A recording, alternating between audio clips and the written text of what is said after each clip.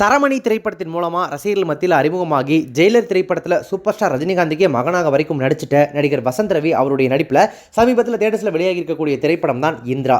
இந்த திரைப்படம் எப்படி இருக்குது அப்படின்னு பார்த்தீங்கன்னா, முதல்ல படத்தினுடைய கதை. சென்னையில் தொடர் கொலைகள் நிகழ்ந்துட்டு இருக்கு. ஒவ்வொரு கொலையின் போதும் கொல்லப்பட்டவர்களுடைய மணிக்கட்டு பகுதி, அந்த ரிஸ்ட் இருக்கு இல்லையா, அது துண்டிக்கப்பட்டு கிடைக்குது. ஒரே மாதிரியான பேட்டர்னில் இந்த கொலைகளை தொடர்ந்து செஞ்சுட்டு இருக்கிறது யாரு? கொலையான ஆட்களுக்கும் கொலையாளிக்கும் முன்விரோதம் இருக்கா அப்படின்ற கிரைம் த்ரில்லர் கதை தான் இந்த இந்திரா. இந்திரா அப்படின்னா ஏதோ ஒரு பெண்ணை மையமாக வைத்து படத்தினுடைய கதை வடிவமைக்கப்பட்டிருக்கும் அப்படின்னு நினைச்சா இல்ல, படத்துல ஹீரோவாக வரக்கூடிய வசந்த் ரவியோட பெயர் தான் இந்திராவா. சரி, ஓகே, இப்போ அவருக்கு என்ன பெயர் வச்சிருந்தா என்ன, இல்லை அதே படத்தோட தலைப்புக்கு வச்சிருந்தா என்ன, அது எந்த வகையிலும் படத்தை பாதிக்க போறது இல்லை. ஆனா கிரைம் த்ரில்லர் திரைப்படங்களுக்கு வித்தியாசம் தானே ரொம்ப முக்கியம். வசந்த் ரவியினுடைய இன்ட்ரோ காட்சியிலேயே அவர் காவல்துறை அதிகாரியாக இருந்து சஸ்பெண்ட் செய்யப்பட்டவர் அப்படின்றத காட்டுறாங்க. சஸ்பெண்டுக்கு பின்னாடி ஒரு வலுவான காரணம் இருக்கதான் செய்யுது. நடிகை மெஹரின் பிர்சாதா, அதாவது இந்த பட்டாஸ் திரைப்படத்துல தனுஷ்க்கு ஜோடியா நடிச்சிருந்தாங்க இல்லையா, அவங்க தான் இந்த திரைப்படத்தில் ஹீரோயினா பண்ணியிருக்காங்க. மனைவியுடன் வசித்து வந்துட்டு இருக்கக்கூடிய வசந்த் ரவிக்கு அதிர்ச்சி அளிக்கும் விதமாக அவரின் மனைவியான மெஹரின் பிர்சாதாவின் கை வெட்டப்பட்டு அவங்களும் அதே பேட்டர்னில் கொலை செய்யப்படுறாங்க. தன்னுடைய மனைவியை கொன்ற அந்த தொடர் சைக்கோ கொலையாளி யாரு அப்படின்னு தவிக்கக்கூடிய இந்திரா கதாபாத்திரம் ஒவ்வொரு இக்கட்டுகளையும் சமாளித்து கொலையாளியை கண்டுபிடிச்சதா இல்லையா அப்படின்ற கதையில கொஞ்சம் விறுவிறுப்பு இருந்தாலும் சில சொதப்பல்களால் சுவாரஸ்யம் ஈர்க்கல. இதுதான் இந்த இந்திரா திரைப்படத்தினுடைய கதை. கொலைகளை செய்யக்கூடிய கொலையாளி தன்னுடைய இஷ்டத்துக்கு கொலை பண்றது, மர்மம் அப்படின்ற பேர்ல மர்மமே இல்லாம போன சுனில் கதாபாத்திரம் போன்றவை ஏன் அப்படின்ற பல கேள்விகளை இந்த இந்திரா திரைப்படம் பார்க்கும்போது நமக்கு எழுப்புது. இதனாலேயே படத்தின் பல இடங்களில் சுவாரஸ்யத்தை தவிர்க்கிற வகையிலான லாஜிக் ஓட்டைகள், லாஜிக் பிரச்சனைகள் நிறைய இருக்கு. ஆனாலும் அந்த இடைவெளி காட்சி நல்ல திருப்பம் அப்படின்னு சொல்லலாம். நடிகர் சுரேஷ் மூரின் சிரிப்பும் பார்வையின் அச்சுறுத்தலும் இரண்டாம் பாகத்திற்கான ஆவலை அதிகரிக்க வைக்குது. ஆனால் சில காட்சிகள் ஆர்வமாக சென்றாலும் திரைக்கதை பிரச்சனை காரணமாக கதை ஒரு கட்டத்துக்கு மேலே கம்ப்ளீட்டாக வலுவை எடுக்குது. இருந்தாலும் இந்த திரைப்படம் வெறும் கிரைம் த்ரில்லர் கதையாக மட்டும் அல்லாமல் அன்பு அப்படின்ற பேரில் மனித குணங்களின் மோசமான பக்கங்கள் வெளிப்படுறதை சுட்டி காட்ட முயற்சித்திருக்கு. சில க்ளோஸ்அப் காட்சிகளில் நடிகர் வசந்த் ரவியின் நடிப்பு மேம்பட்டிருக்கிறது தெரியுது. ஏன்னா இதற்கு முந்தைய திரைப்படங்களில் அவருடைய நடிப்பு மிகப்பெரிய விமர்சனத்துக்குள்ளானது பலருக்கும் ஞாபகம் இருக்கலாம். இதில் ஓரளவு இம்ப்ரூவ் ஆயிருக்காரு அப்படின்னு சொல்லலாம்.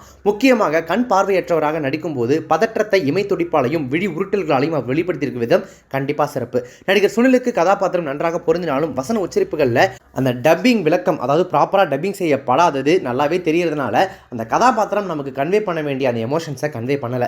சில காட்சிகள்லேயே வந்தாலும் காத்திரமான நடிப்பை கொடுத்துருக்காங்க நடிகை அனிகா சுரேந்திரன். அவருக்கும் நடிகர் சுமேஷ் மூருக்கும் இடையேயான காதல் காட்சிகளும் உணர்வுபூர்வமான வசனங்களும் கதைக்கு மிகப்பெரிய பலம். அறிமுக இயக்குநராக இருந்தாலும் சபரிஷ் நந்தாவிடம் ஒரு நல்ல மேக்கிங் திறன் இருக்கு அப்படின்றது படத்தை பார்க்கும்போதே தெரியுது.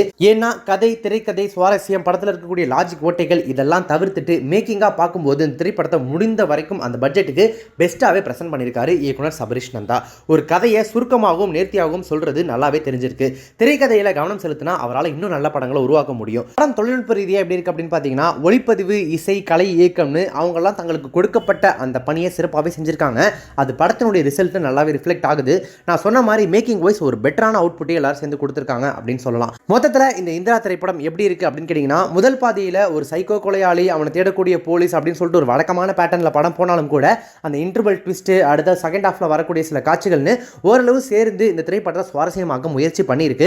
பட் இருந்தாலும் திரைக்கதை இன்னும் கொஞ்சம் சுவாரஸ்யமாக இல்லை, அதனாலேயே படம் பெருசாக மனசில் ஒட்டலை அப்படின்றதான் பெரும்பாலான ஆடியன்ஸோடைய ரிப்போர்ட்டாக இருந்துட்டு இருக்கு. ஆரம்பத்திலே சொன்ன மாதிரி ஒரு வழக்கமான சைக்கோ த்ரில்லர், இன்வெஸ்டிகேஷன் த்ரில்லர், அந்த வரிசையில் இதுவும் ஒரு ஒன் ஆஃப் தி மூவி தான் அப்படின்ற மாதிரி இது இருந்தாலுமே கூட அந்த திரைப்படங்கள் இருக்கக்கூடிய ஏதோ ஒன்று இந்த திரைப்படங்களில் இல்லை. பெரும்பாலும் இந்த ஹிட்டான சைக்கோ த்ரில்லர் திரைப்படங்கள், ராட்சசன் மாதிரியான திரைப்படங்களில் பார்த்தீங்கன்னா அந்த திரைப்படத்தை நீங்கள் ரிப்பீட் வாட்சில் பார்த்தீங்கனாலுமே ஃபர்ஸ்ட் டைம் நீங்கள் பார்க்கும்போது அந்த திரைப்படம் எந்தெந்த இடங்களெல்லாம் உங்களை மிரட்டுனுச்சோ, எங்கெங்கெல்லாம் நீங்கள் ரொம்ப படபடப்பாக இருந்தீங்களோ, செகண்ட் டைம், தேர்ட் டைம் வாட்ச்லையும் அந்த படம் அந்த உணர்வு உங்களுக்கு கொடுக்கும். அதுதான் ஒரு பக்காவான சைக்கோ இன்வெஸ்டிகேஷன் த்ரில்லர் திரைப்படத்துக்கான ரைட்டிங் அப்படின்னு சொல்லலாம்.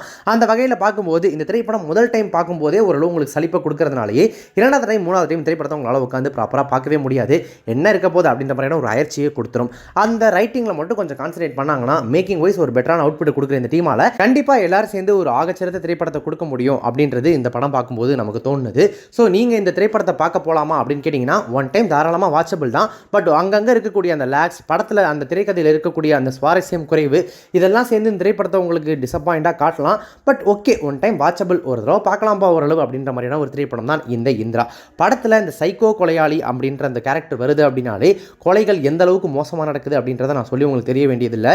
ஏன்னா கண்டிப்பாக ஒவ்வொரு திரைப்படத்துலையும் இந்த பேட்டர்னை மாற்றி காட்டுறேன் அப்படின்ற பேர்லேயே ரொம்ப ராவா, ரொம்ப கொடூரமாலாம் காட்டுவாங்க இல்லையா. இந்த திரைப்படத்துலையும் அந்த மாதிரியான சில காட்சிகள்லாம் இருக்குது. அந்த அந்த ரத்தம் தெறிக்கக்கூடிய அந்த கொலையான பாடியை காட்டுறது இந்த மாதிரியான விஷயங்கள்லாம் இருக்குது. ஸோ அதனால் குடும்பத்தோடு போய் பார்க்கலாமா அப்படின்றத நீங்கள் தான் டிசைட் பண்ணணும். ஸோ நீங்கள் இந்திரா திரைப்படத்தை பார்த்துட்டீங்க அப்படின்னா படத்தை பற்றின உங்களுடைய கருத்துக்கள் என்ன ரிவ்யூ என்ன அப்படின்றத கமெண்ட்ஸில் மென்ஷன் பண்ணுங்கள். இப்போ இந்த ரிவ்யூ உங்களுக்கு பிடிச்சிருந்துச்சு அப்படின்னா லைக் பண்ணுங்கள், ஷேர் பண்ணுங்கள். நம்ம சேனலில் வரைக்கும் சப்ஸ்கிரைப் பண்ணாதவங்க யாராவது ரிவ்யூ பார்த்துருக்கீங்க அப்படின்னா மறக்காம உடனே இப்போவே நம்ம சேனலுக்கு சப்ஸ்கிரைப் பண்ணிட்டு பக்கத்தில் நோட்டிஃபிகேஷன் பெல் பண்ணி மறக்காம டிங் நினைத்துருங்க.